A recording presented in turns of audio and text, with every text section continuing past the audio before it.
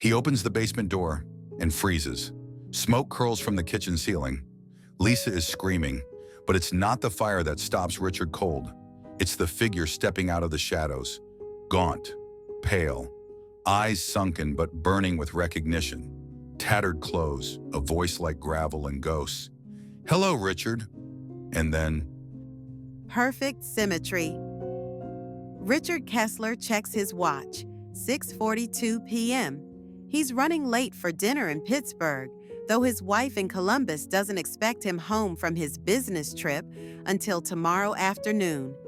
The symmetry of his life depends on these precise calculations. 2 wives, 2 houses, 2 teenage daughters who look eerily similar despite having different mothers, a decade of perfect compartmentalization, and 1 man in the basement who knows everything.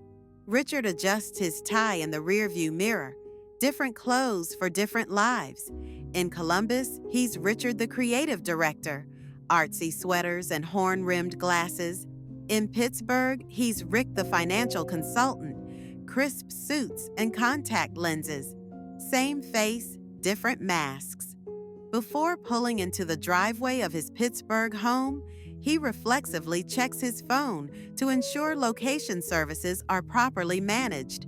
He's meticulous. Separate phones, separate credit cards, separate little lies that build a fortress around his realities. "Daddy's home," calls Hannah as he enters. 15 years old, dark hair like her mother Lisa.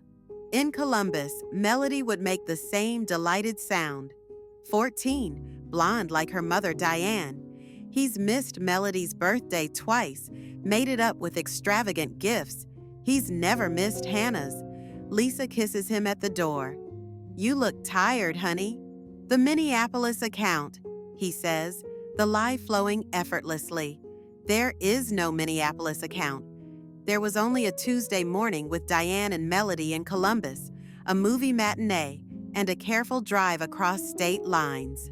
"Well, you're home now," Lisa smiles, leading him to dinner. Home. The word turns sour in his mouth as he remembers what's beneath their feet. In the basement, Tyler Graham counts footsteps above him. He's been here for 9 years, 7 months, and 22 days. Though he lost count somewhere in year 3 and had to reestablish the timeline when he found a newspaper Richard carelessly left during one of his feedings. "Family dinner upstairs," Tyler whispers to himself, his voice a rasp from disuse. He can tell by the multiple feet, the clinking silverware, the laughter. He was Richard's college roommate, best man at his wedding to Lisa. And then, by terrible chance, he'd seen Richard with Diane and little Melody at a restaurant in Cleveland while on a business trip. A happy family, except Tyler knew Richard's family, and this wasn't them. "Just give me a day to explain," Richard had pleaded when Tyler confronted him. "Come to my cabin upstate." There was no cabin, just a long drive, drugged whiskey, and then darkness. Now Tyler lives in a retrofitted storage room with a bolted steel door, a chemical toilet, no windows, and meals that come irregularly. At first, he'd screamed, then begged, then plotted. But the room was soundproofed, and Richard was careful. Until recently. Tyler slides his hand under the thin mattress, feeling for the small metal piece he'd worked loose from the toilet fixture months ago. He's been scraping at the concrete around an electrical outlet, millimeter by millimeter. Richard doesn't know it, but the wiring behind that outlet connects to the kitchen above. Tyler figured this out after years of mapping the house by sounds. He hears a chair scrape overhead. Hannah's chair, by the sound of its location. She's asking about Minneapolis. Tyler smiles for the first time in years. He knows Richard was never in Minneapolis. 16 days later, in Columbus, Richard kisses Diane goodbye. 3 days in Chicago, he explains, the new retail campaign. "Bring me back something pretty," she teases, straightening his collar. Melody watches from the stairs, quiet and observant. She's been different lately, distant. Everything okay, kiddo? He asks. Melody holds up her phone. Dad, who's Hannah? Richard's heart skips. What? This girl messaged me on Instagram. Says she's Hannah Kessler from Pittsburgh. Says her dad looks exactly like you. The earth shifts beneath Richard's feet. Some weird internet thing, he manages. Block her. I did, Melody says, eyes narrowed. But she sent pictures of her dad. He has your watch, your weird scar from college. Richard's mind races. Hannah found Melody online? Impossible. He's kept everything so separate. Different last names in each city. Diane and Lisa have never been on social media. The girls go to private schools with strict online policies. Someone's messing with you, he says, forcing confidence into his voice. People can fake photos these days. Melody doesn't look convinced, but nods. Richard hugs her goodbye, his heart hammering. He needs to get to Pittsburgh immediately. Damage control. He doesn't see Melody slip his laptop into her backpack as he walks out the door.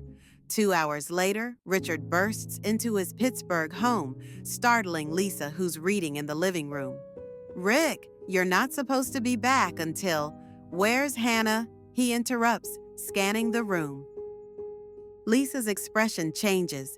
School field trip, overnight, science museum in Philadelphia. What's wrong? Nothing, Richard says, attempting to regulate his breathing. Finished early, wanted to surprise you. Lisa studies him. You're sweating, Rick, and you called on your way to check if Hannah would be home. You never do that. I wanted to surprise her too. With what? Richard's mind blanks. Lisa stands up, her book falling to the floor. Someone called yesterday. A woman asked for Richard, not Rick. Said she was your wife. The symmetry between his worlds cracks wider. Obviously some mistake, Richard says, but his voice sounds distant to his own ears. That's what I thought, Lisa whispers. Until I found these. She slides open a drawer, revealing a stack of papers. Christopher Columbus utility bills in Richard's name, school records for Melody Kessler, a family photo, Richard, a blonde woman, and a teenage girl at a lake Richard had claimed he'd never visited. Who are they, Rick? Or should I say, Richard? Tyler has been working feverishly. Something's wrong upstairs. Raised voices, doors slamming. Richard returned too early, his footsteps frantic. The thin metal piece has finally broken through to the wiring behind the outlet. Years of listening to the house told Tyler where to find the kitchen circuit. If he can cross the right wires, he might trigger a fire alarm, maybe even a small electrical fire. Nothing dangerous, just enough to bring firefighters, police, anyone. His hands shake as he works the wires, his body weak from years of confinement. He's emaciated, pale as paper, but his mind remained sharp through all the darkness. He had to stay lucid, had to remember why he was here, because of what he saw the night Richard drugged him. Not just Richard's double life, but the other man in the trunk of Richard's car. Dead. Bloody. A witness, Richard had muttered, thinking Tyler was unconscious. Another witness. Tyler wasn't the first person Richard had silenced. I can explain everything, Richard says, following Lisa as she storms upstairs. Like you explained your business trips, your Minneapolis account? Lisa yanks open his closet, pulling out a shoebox from the top shelf. Found this too. ID's birth certificates, a passport with Richard's photo, but a different name. You're not even Rick Kessler, are you?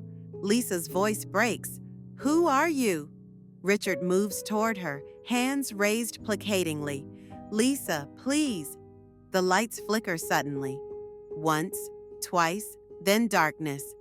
Power's out, Lisa says flatly, like everything else in our marriage, apparently. A smoke alarm begins to wail downstairs.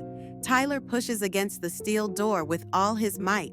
The electrical short created enough smoke to trigger the alarm, but also melted part of the electronic lock mechanism. He'd heard Richard installing it years ago, boasting to himself about its fail-safe feature. In case of power loss, it defaults to unlocked. The door gives way. For the first time in nearly a decade, Tyler steps into the larger basement beyond his prison. His legs nearly buckle. The space is disorienting after so many years in confinement, but there's no time. He can hear commotion upstairs. Pulling himself up the basement stairs on trembling arms, he emerges into a kitchen filled with thin smoke. "We need to get out," Richard says, gripping Lisa's arm as smoke drifts up the stairs. "Don't touch me," she screams, jerking away. The front doorbell rings. Fire department, neighbors. Richard feels the walls closing in. "Lisa, we need to talk elsewhere. This isn't safe."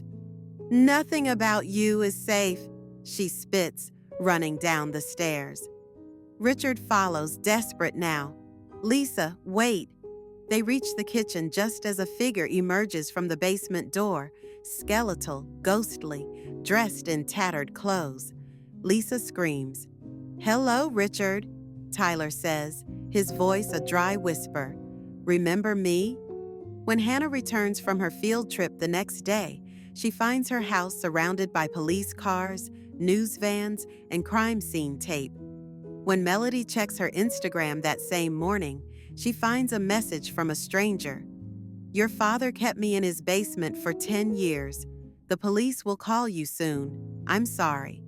When Diane receives a visit from Pittsburgh detectives, they explain that her husband never existed, at least not legally.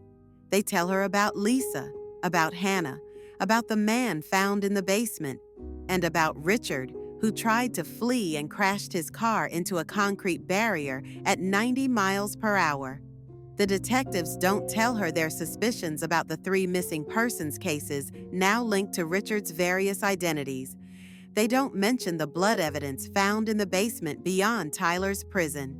They don't share that Richard Kessler isn't even their suspect's original name.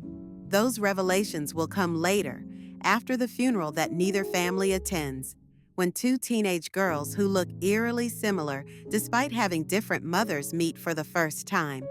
In the morgue, Richard's face appears peaceful, the perfect symmetry of his life, at last, permanently preserved. If you enjoyed, hit that like button, subscribe, and turn on notifications.